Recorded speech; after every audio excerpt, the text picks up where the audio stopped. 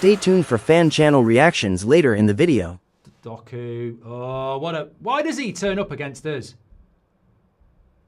Fucking idiots! Yes! Oh my days! Doku! Too easy. It's fun! Hello and welcome to Dan Talks United. Manchester Massacre. Manchester Derby. Such a difficult thing to do, film after such a shit game, losing against our noisy neighbours who, as I said in the match preview, haven't had the best start themselves, had a worse start than us in fact, and then we've pretty much made them look like prime City. Just shocking performance.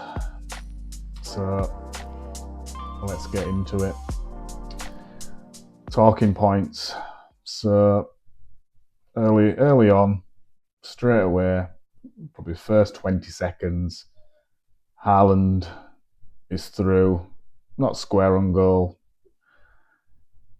but cuts inside, takes a shot, and it's almost 1-0 down after about 20 seconds, and you just think, here we go again. Again, just no commanding of the area from defenders, Bayern, you name it, just shocking. Then, 7 minutes in, Bayern, that slip, and I'm just like, I mean, obviously I'm not going to say bring Onana back, definitely not, but I'm just saying, this is why we needed a new goalkeeper, and this is why it made it even harder to watch Donnarumma in the Manchester City net. So, first goal, just weak defending. Weak defending all round. Doku, who is like a coiled spring, 1 minute is good, 1 minute is not, chose today to be good and actually have some end product. He's jinked Shaw with ease. Shaw's just gone to the shops. Doku just continues into the box. Failed first attempt at a cross, and then just gets the next chance that just falls straight in his lap again. Crosses it into Foden, and once again, fucking Bruno nowhere to be seen. And it's just like against Fulham, where he's lost his man, Smith Rowe, and in this case, it's that frigging weird-looking Foden who gets a free header. I mean, is 2 foot tall, gets a free header. It's freaking ridiculous. Absolutely freaking ridiculous. And again, it's Bruno. I mean, I'm as I've said before, I love the guy, but he's killing me. And now I know not all of it's his fault because he's playing out of position, but it's basics. You're the captain, so you can track a man. You're a professional football player. I've played at that sort of school level and pub level, and I know about tracking the man. It's simple stuff. It's basic football. And you're not above doing the basics, and this is what we're not getting right, is the basics. And you've just let your man run on. Now, don't get me wrong, Shaw could have made up for it because he seemed to be in no man's land. Once he'd recovered from going to the shops, and he got back into the box to face up, he's nowhere to be seen when it comes to Foden. He's just yards off it. Absolutely yards off it. Other points, our attacking play was okay, but then, as it always has been doing, up to press, is Dorgu is up and down, and it's falling down because you've got Sesko in the box, 6 foot odd target man. We've got rid of Haaland. I wish wouldn't wish to get rid of Haaland. I wish to have Haaland, but we've got rid of Højlund. You've brought in Sesko, and target man, like I say, 6 foot odd.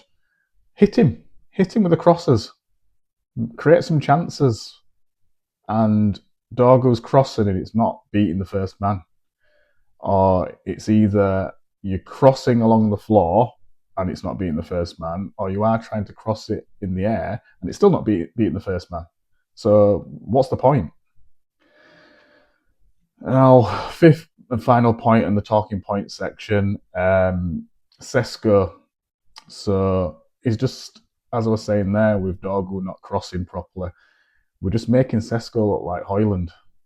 What is the difference? Now, okay, Sesko is showing better runs into the box and is in better space. And when he's going near post or front post, he's making the right decisions. It's just that we can't get it to him. So he's just looking just as bad as Højlund did. And then it makes it even worse when Højlund's gone to Napoli and he's scoring in his first match. All right, moving on from talking points and moving on to how we played. And as seen at the start of the video, please stay tuned for fan reactions because they do it better than I do in terms of fan reactions. I'm not happy, but I just don't have the energy. So please stay tuned for the fan reactions. Moving on to how we played.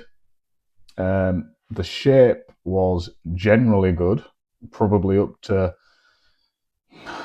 the first goal that they've scored. I felt that we seemed to be in position where we should be. I felt that the build-up play was decent. Again, just falling down when we get to their area. It's like we just don't know what we're doing when we get to their box. And I think there is the real basics of what Amorim's trying to do pattern-wise.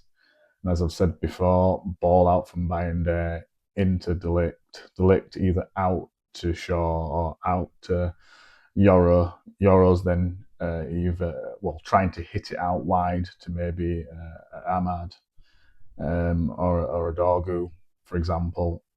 And then from there, we're trying to do some triangles outside the box, and it's just falling down when we get to their area. It's just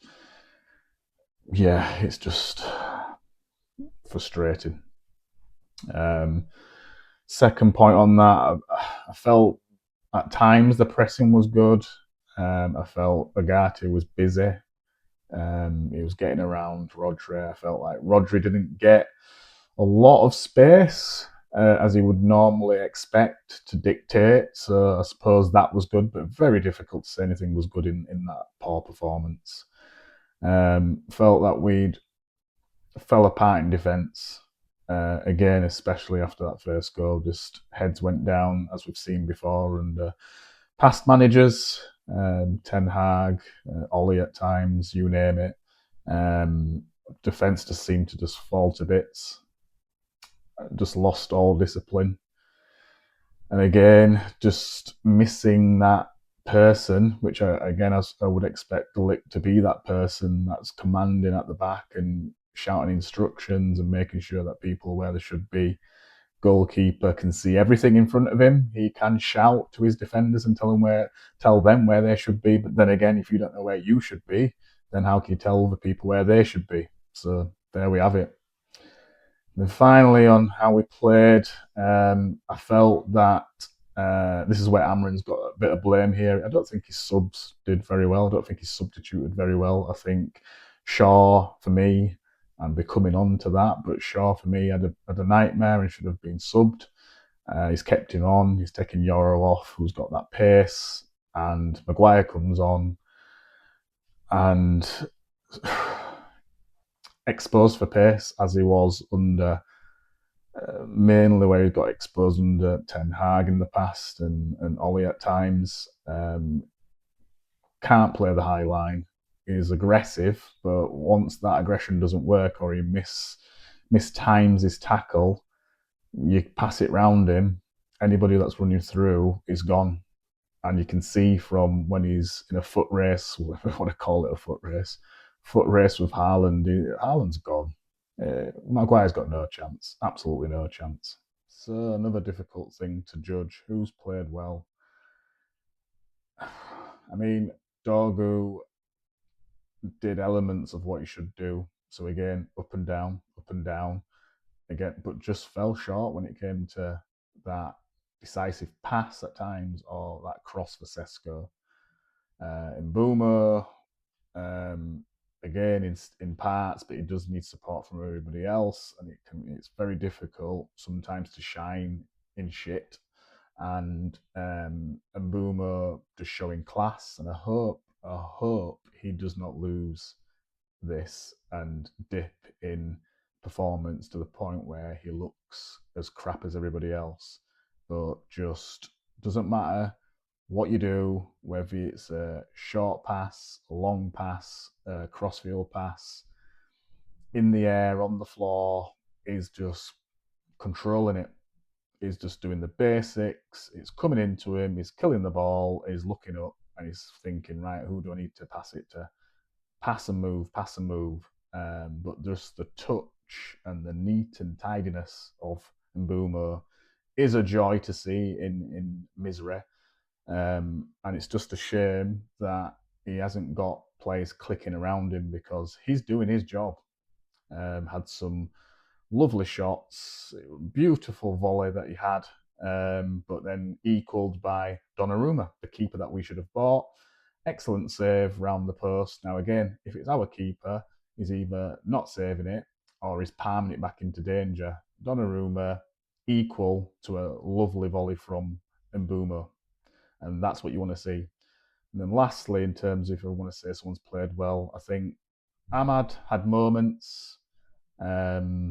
Again, busy up and down, very similar to Dorgu, but it's just no end product, and it's just not good enough. So, over to who didn't play so well. I mean, that's a bit easier. Pretty much everybody didn't play well, but standout points are, it's got to be Luke Shaw. I mean, a lot of the games are blur now, but definitely contributed, or the main fault, to at least two of the goals. First goal, like I say, is just got sent to the shops by Doku. Could have redeemed himself by filling in and I suppose saving Bruno's blushes, but again, nowhere to be seen. Second goal, just weak defending for me. Just not able to keep up with Haaland. Haaland's just bullying you. It's like, it's that big kid when you're in school is just bullying you, taking your dinner money off you, and that's what it was like. Just absolute railroaded you. Bruno, for me, again, I know he's been hampered by playing out of position, but again, just shocking in midfield. Now, okay, he probably slightly improved when he was moved up into one of the 10 positions, but again, just stunk the place out. Just absolutely stunk the place out for me. And this is our captain. And if our captain's stinking the place out, then it's just going to be a sewer. Bayender has got to get a special mention as well. I mean, okay, this isn't just about wanting to see the new goalkeeper in the net, because for me, Sonat Loman's young keeper, as I said before, right move for him to have a watching brief and not start this game, especially against noisy neighbours. A lot of pressure. I think he does need to get used to the Premier League, and probably isn't the right game for him to come into. And obviously we can be experts in hindsight and say, well, he couldn't have done any worse because we lost 3-0. Get it all. But no, I just don't think it would have been right for him to start. However, Bayender definitely hasn't showered himself in any sort of glory. Isn't to blame for the first goal, but I do believe he could have done better on the other two goals, Haaland's goals. I think he's got dinked on the first Haaland goal, and he's got the typical sort of Haaland runs through on goal and just picks his spot. Now, very difficult to stop that third goal, because when Haaland's in full throttle and he's just aiming for that corner with pace and power, you're not going to stop that. However, I just feel he can come off his line. He can rush off his line. He can narrow that angle. He can make it harder for Haaland. He can make Haaland work for the goal. I just don't think he made him work for those two goals. It's just too easy.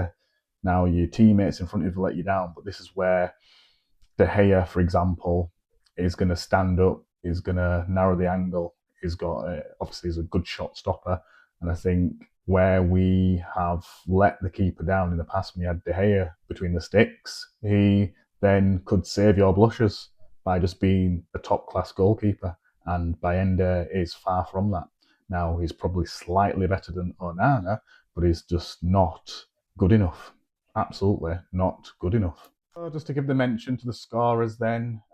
So we've got first goal, as I said earlier, the weird-looking Foden gets a free header, and then Haaland with 2 well-finished goals. Again, could have been preventable, but it was just a massacre in Manchester, I've already said. So, over to some fan reaction. There's reaction from United Stand with the Mr. Goldbridge. There's reaction from Saeed TV.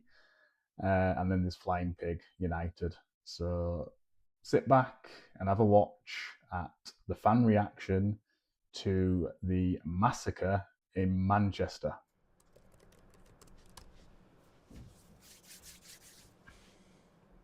Doku. Oh, what a... Why does he turn up against us? Fucking idiots! Absolute idiots! Bloody idiots! Where's the bloody midfield again? It's another fucking midfielder, isn't it? It's Phil fucking Foden! Why? Why are we letting midfielders run again? Absolute fucking idiots! Their first attack and they score. We get away with it. Doku's through, we get away with it. And then we're not marking a fucking midfielder. Absolute idiots. More fucking holes than a fishnet condom. Idiots. I'm so fucking fed up of it. I know what's going to happen. Watch Foden. There he is in the midfield. Bruno again. Bruno again. Lost him. Oh, yes. Oh my days. Doku. Too easy. It's Foden again, man. I flipping a Foden, man. It's always him. It's always him, bro. It's always him. Why did you just turn up in a derby, man? Nah, that's nothing to do with him. It is, bro. He scores all the time, man. It's to do with our defence. We play 5 at the back, but we can't. What is that defending, man? Nobody. How are you allowing him to do that? Twice. You know what? You got away with it the first time. But no, that's cool, man. Obviously, if anybody needs to cancel their membership for whatever reason, you know, you don't need to. Oh, for fuck's sake, mate! Oh, if I had a membership, I would cancel it right now, to be fair, because we've just got done by the City scum! It's 1-0, it's Foden, it's a header. Bayanda should be getting there. The cross comes in, the header on goal, it's in the back of the net. It's too fucking easy in the end for City. They're 1-0 up. Bayanda's got nowhere near it. It's a fucking shite goal. It's a freebie header in the end. What a shit goal. Cross comes in, not dealt with. At least he's got a different freaking haircut this year. Oh, keeper's got to be fucking quicker than that. Oh, he's slower than a bag of cement. No, it's literally the two problems, isn't it? Man United treating fans like a fucking baby treats Pampers. Shit! It's just the same mistakes that cost us the game. We're literally going to lose this game because we haven't got a midfielder or a fucking goalkeeper. Who would have thought it? Who would have thought it, eh? Who would have thought the 2 weak spots might cost us the fucking game? It's a smash and grab. It's a smash and grab by City. Morons! Why? Why? He's slower than a bloody dead squirrel here. Watch it. That Luke Shaw's got no chance, has he? He's fucking old man. He's useless. And Girling's shot, and look, even with Luke Shaw trying to pull him back, he's not mustering Girling's shot. Why is Luke Shaw, little blue playing something back anyway? He's fucking shite. He's done it again. And, you know, obviously Delict has been found out there a little bit there. Haaland's got beyond him. No pace from there. It's fucking shite, mate. Pep Guardiola's City make it 2-0 against us. Girling shot and with the goal. Yeah. Basic things. Oh, man, that's too easy. Yay. Too easy. Oh. Too easy. Fucking too easy, man. It's too easy, man. Oh, Fuck off, man. Seriously. I'm done, man. Fuck this team, man. Fuck everyone. Fuck you lot, mate. Yeah, fucking joke. You fucking joke, mate. Fucking dickheads, bro, man. What the fuck is that, man? Seriously. What the fuck is that? It's too easy! It's bloody too easy! 2-0, mate. The Red Raw. What the fuck's going on, mate? Manchester United again. It's a bottle job at the back. Slabby Maguire. Look at the slab in action. He's given away. He's got no pace to get back. He's slow as sin. He's proper Slabby Maguire it, mate. And he's undone the last good few months of good quality there. Look at how slow he is, mate. He can't get back. Oh my goodness me. It's like watching someone in slow motion, isn't it, with Harry Maguire? He's running through treacle. And Erling Haaland's there just to tuck it in. It's in off the inside post. It's a lovely finish. Bayender, no chance. Fucking shite. And You can't be offside in your own half. Should be It's a 3-0 free. that. It's a wrap. It's game over. It's a wrap. Fuck. You can't be offside in your own half. It's a absolute trumping. That's not Amorim's fault. There's a lot of blame to be handed Yeah, around, but that's not I Amorim's don't fault. just think it's on the manager. It's we not. are It's on the football club, the shit, football man. structure, We're the shit, man. owners, the We're players, shit. the fans. It's on all of us. We're shit, man. We're shit, man. We're just shit. Look at the passing from the players. Look at this, man. Look at this. Luke Shaw again. You fuck up. Get out of that cup. Get him gone! Luke Shaw is here in 2025! Right, I couldn't do what those guys were doing. To be honest, they are doing watch-alongs and reacting at the time. I'm not the type of person to start going crazy on camera after the game. I am pissed off. I am fed up. However, these guys do it better than me in terms of that rage, that sort of fan rage that people like. But it's a nice way to show how I feel. So I hope you enjoyed that. So as always, please subscribe to the channel because it helps new channels such as ours, helps us grow, helps us do more, helps us get to a point where I'll start doing live shows and live watch-alongs, and you'll see my reaction there and then. Please like, please share, and I will see you on the next one.